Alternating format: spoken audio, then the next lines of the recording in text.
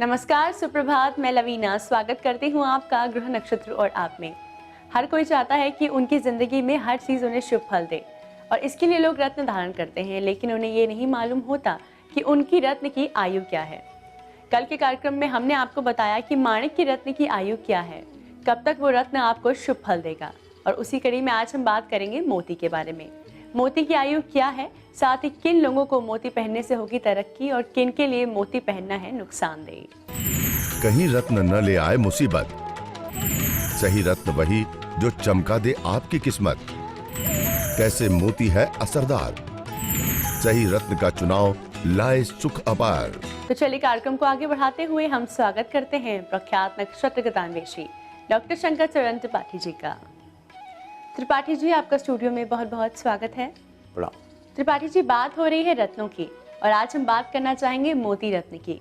हमारे जीवन में कितना महत्वपूर्ण है मोती रत्न, बताइए हमारे दर्शकों को। धना भावा पीड़ितो येन, जो धन भाव से पीड़ित हो। द्वितीय सोय सोम भी, अगर उनका द्वितीय चंद्रमा हो। एकादशो दशमे चैवम, तत्यम रत्नम उभागति, तब मोती रत्न की आवश्यकता पड़े। नंबर दो पुष्पम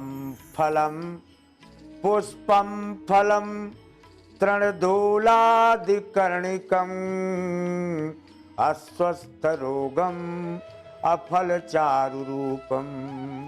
चतुर्थ भाव संबंधित फेफड़े के आसपास होने वाली जितनी बीमारियां हैं, ब्रांकाइटिस, खांसी, जुखाम, नजला, तत्रैव मातुल असुखयाप्नुयोऽयं, तन सोमयादम रत्नम पुनीति।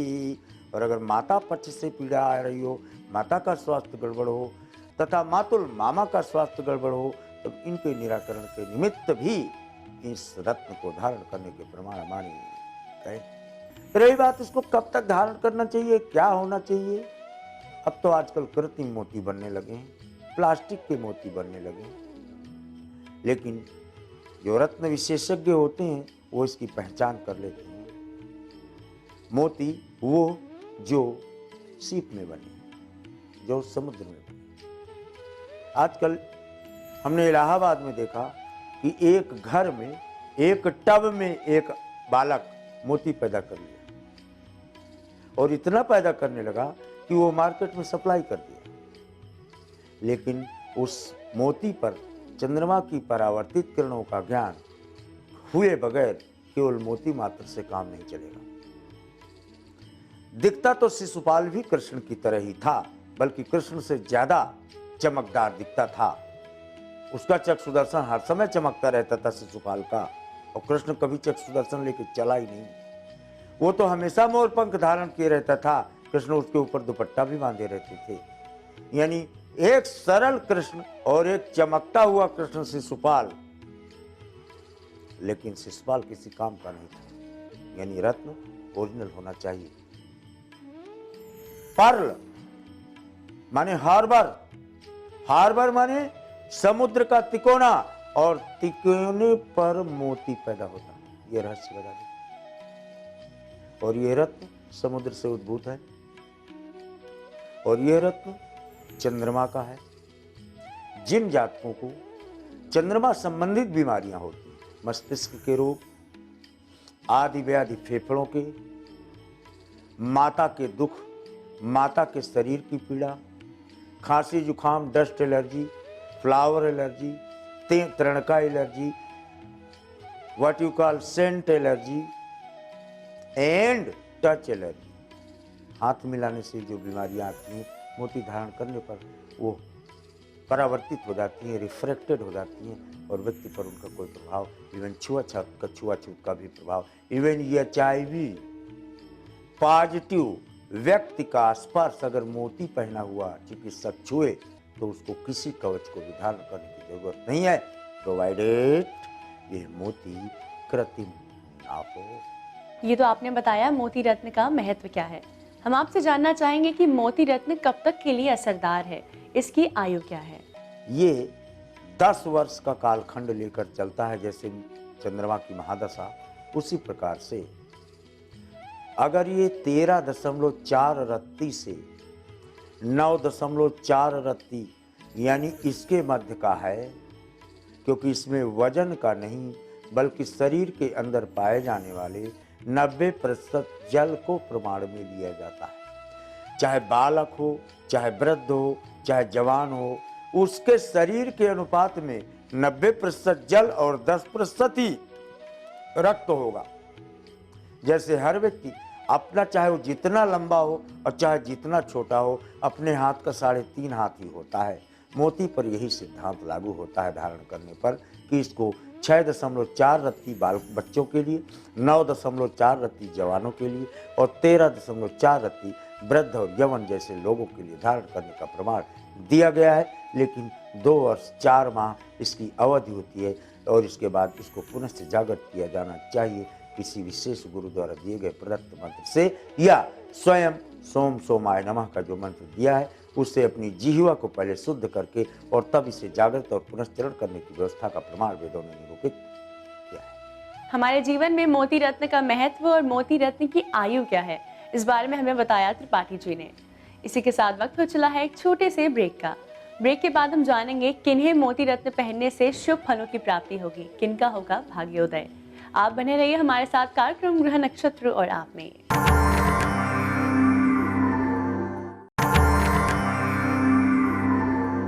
स्वागत है आपका ब्रेक के बाद ग्रह नक्षत्र और आप में। आज के इस कार्यक्रम में त्रिपाठी जी हमें मोती रत्न के महत्व के बारे में बता रहे हैं। त्रिपाठी जी, ऐसे में हम आपसे जानना चाहेंगे कि मोती रत्न किन लोगों के लिए शुभ फलदायी होता है।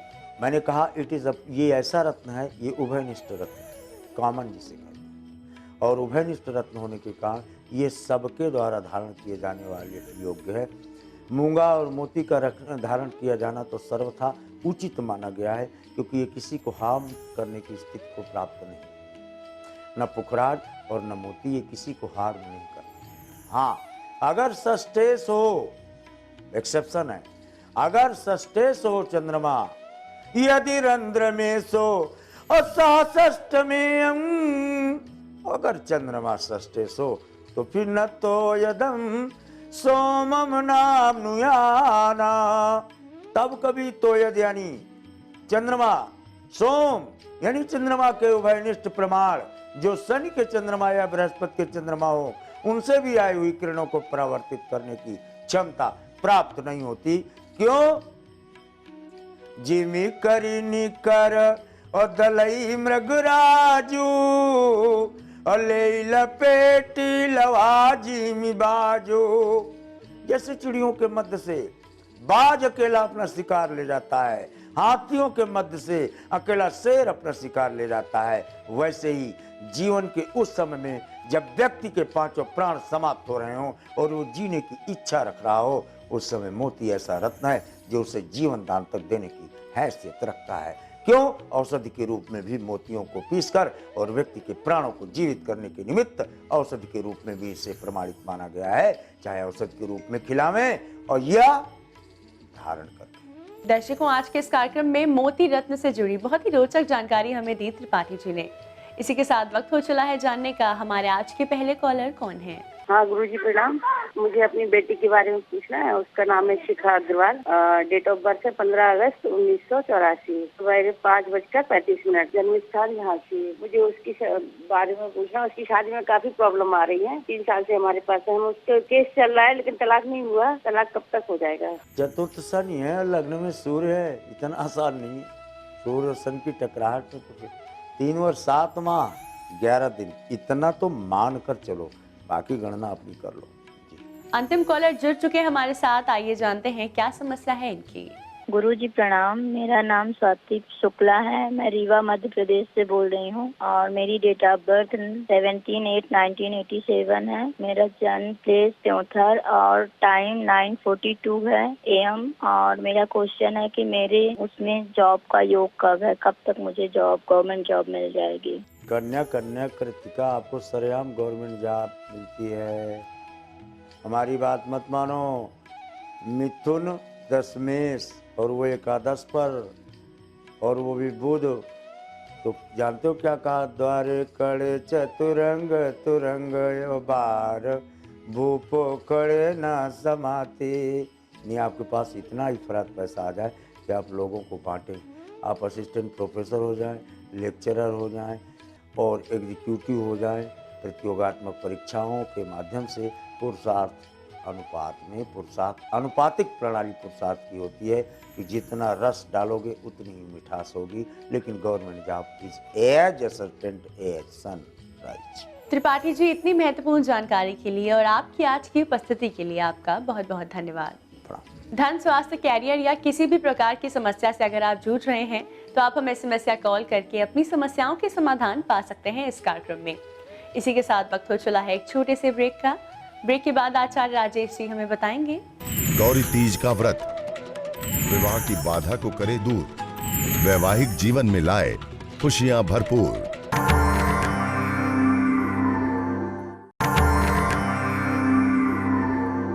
स्वागत है आपका ब्रेक के बाद ग्रह नक्षत्र और आप में। इस समय स्टूडियो में हमारे साथ मौजूद हैं आचार्य राजेश जी।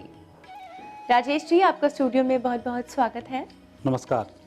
आज है तारीख 30 जनवरी और दिन है सोमवार। आइए जानते हैं क्या कहता है आज का पंचांग।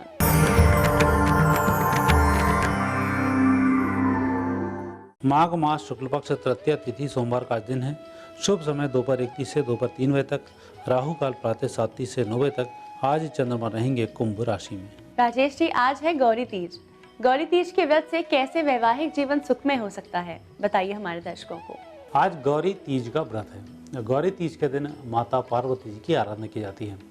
जिन कन्याओं के विवाह नहीं हो रहे हों वह आज की तीज का व्रत अवश्य करें, क्योंकि अक्षय तृतीया, गौरी तीज, आखा तीज, ये इन तीजों का कुछ बड़ा विशेष महत्व होता है। क्योंकि जब गणेश चतुर्थी आती है उससे पहले जब हम तीज का व्रत करते हैं तो हमें सुख सौभाग्य की प्राप्ति होती है। गौरी तीज का जब हम व्रत करते हैं तो ऐसे व्रत को करने से विवाह से संबंधित समस्याएं दूर होती हैं। और अक्षय तृतीया का यदि हम व्रत करते हैं तो उस दिन दान का विशेष महत्व होता है। तो आज के व्रत को करने से वैवाहिक जीवन भी सुखी होता है, जीवन साथी ढूंढने भी आसानी होती है। अब हम आपसे जानना चाहेंगे मेष से कर्क राशि के जातकों के बारे में। कैसा है उनका दैनिक राशिफल। मेष राशि वाले व्यक्तियों के लिए आज चतुर्थ ग्रही योग एकादश भाव में बन रहा है। हालांकि यह योग आपके लिए बहुत अच्छा है। विशेषकर यदि आप कॉम्पिटिटिव एग्जाम दे रहे हैं, IAS, IPS, प्रशासनिक अधिकारी, इस क्षेत्र की यदि तैयारी कर रहे हैं तो आज के दिन आपको गणेश जी की आराधना जरूर करनी चाहिए, जो आपकी सफलता को देने वाली होगी। वृषभ राशि वाले व्यक्तियों का समय अनुकूल चल रहा है। लाभ आपको अच्छे मिलेंगे और कुछ लोगों से आप मिलना चाह रहे हैं, आज आकस्मिक उनसे मुलाकात होगी। मिथुन राशि व्यक्ति को आज संयमित रहकर कार्य करना चाहिए। दिन बहुत अच्छा है, अच्छे लाभ मिलेंगे। अपने भगवान को एक दीपक प्रज्वलित करें, दंडवत प्रणाम करें, इसके बाद घर से बाहर निकलें। कर्क राशि व्यक्तियों का स्वास्थ्य आज थोड़ा सा साथ नहीं देगा, इसका आपको ध्यान रखना है। वाहन चलाने में थोड़ी सावधानी रखें, लेकिन जिस उद्देश्य को लेकर निकलेंगे वह संपन्न हो जाएगा। राजेश जी, हम आपसे जानना चाहेंगे कि आज गौरी तीज का व्रत कैसे हमें कार्यों में सफलता दिलाएगा। कार्य सफलता के लिए कितना महत्वपूर्ण है ये व्रत। गौरी तीज का व्रत करने से विशेष फल तो प्राप्त यही होता है कि हम यदि कहीं किसी काम में लगातार असफल हो रहे हैं, गौरी तीज का हम व्रत करते हैं तो हमारा सबसे पहला काम होता है आपकी असफलता को सफलता में परिवर्तित करना। माता गौरी की कृपा से कभी भी व्यक्ति असफल नहीं होता है। और गौरी तीज का व्रत करने से चाहे भौतिक सुख हो, चाहे पारिवारिक सुख हो, चाहे आध्यात्मिक सुख हो, सभी प्रकार के सुखों की प्राप्ति हो जाती है। और जो व्यक्ति इस तीज का व्रत नहीं कर सकते, आज उन्हें भगवान शिव जी के मंदिर में फलों का वितरण करना चाहिए। ऐसा करने से भी गौरी तीज का पूरा फल प्राप्त हो जाता है। हम आपसे जानना चाहेंगे सिंह से वृश्चिक राशि के जातकों के बारे में। आज के दिन उनके लिए क्या खास है, कैसा रहेगा उनका दैनिक राशिफल। सिंह राशि व्यक्तियों के ग्रह अच्छे हैं। आज आपको व्यक्तिगत सफलताएं बहुत अच्छी मिल रही हैं और आपकी मदद से दूसरे व्यक्तियों के काम भी संपन्न होंगे। कुल मिलाकर आज आप व्यस्त अधिक रहेंगे। कन्या राशि व्यक्तियों का दिन अच्छा है। आज आपको भगवान के मंदिर की परिक्रमा करनी ही चाहिए। कई ग्रह ऐसे होते हैं, कई योग ऐसे होते हैं, जब हम उन कार्यों को करते हैं सफलता मिल जाती है। घर से संकल्प लें, किसी भगवान के मंदिर की परिक्रमा करें, आपका संकल्प पूरा होगा। तुला राशि वाले व्यक्तियों के लिए इस समय थोड़ा सा कमजोर चल रहा है। याददाश्त की कमी के कारण कहें या आपाधापी के कारण कहें, आप इस महत्वपूर्ण काम को भूल जाएंगे जो आप आज करने वाले हैं। इसलिए उस कार्य को लिख लें, अपने जीवन साथी से कहें या मित्रों से कहें कि वह आपको याद दिलाते रहें, तब काम संपन्न होगा। वृश्चिक राशि व्यक्तियों का दिन अनुकूल है, लेकिन भूमि भवन वाहन के मामले में आज ठोस निर्णय न करें। साथ ही किसी व्यक्ति की आज जमानत भी नहीं दें, लेकिन लिखने पढ़ने के और प्लानिंग बनाने के कोई कार्य हैं तो उन्हें तवज्जो दें। राजेश जी, आज हम गौरी तीज के व्रत के बारे में बात कर रहे हैं।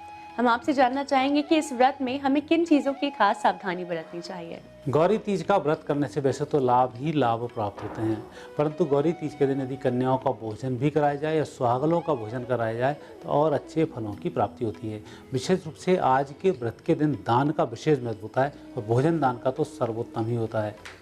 यदि आज के दिन भोजन दान नहीं किया जाए तो आपका किया हुआ व्रत व्यर्थ चला जाता है। अब वक्त हो चला है अंतिम 4 राशियों के बारे में जानने का, यानी धनु से मीन राशि के जातकों के लिए आज का दिन क्या खास है, कैसा रहेगा उनका दैनिक राशिफल। धनु राशि के व्यक्तियों का समय बहुत अच्छा है। अच्छे आज आपको लाभ मिल रहे हैं, आपकी सोच आज बहुत अच्छी होगी। मकर राशि के व्यक्तियों का आज परिजनों से, विशेष रूप से आपकी उम्र से बड़े व्यक्तियों से सामना हो सकता है और पैतृक विवाद को लेकर बात चल सकती है, लेकिन आज आप जितना धैर्य रखेंगे उतनी ही विजयश्री की प्राप्ति होगी, इसलिए जल्दबाजी पर नियंत्रण रखें। कुंभ राशि व्यक्तियों का अच्छा दिन है, खुशखबरी भी सुनने को मिलेगी, मित्रों की मदद से कार्य भी संपन्न होंगे। आज आपको मेहनत कम करनी होगी, लोगों से मिलना होगा, अपनी बात कहना होगा।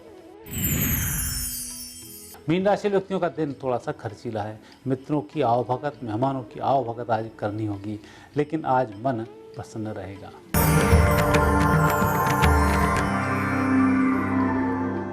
राजेश जी, आपकी आज की उपस्थिति के लिए आपका बहुत बहुत धन्यवाद। धन्यवाद। दर्शकों, इसी के साथ वक्त हो चला है आज के एपिसोड को यहीं समाप्त करने का। कल फिर आपसे मुलाकात होगी इसी समय इसी चैनल पर। तब तक के लिए नमस्कार।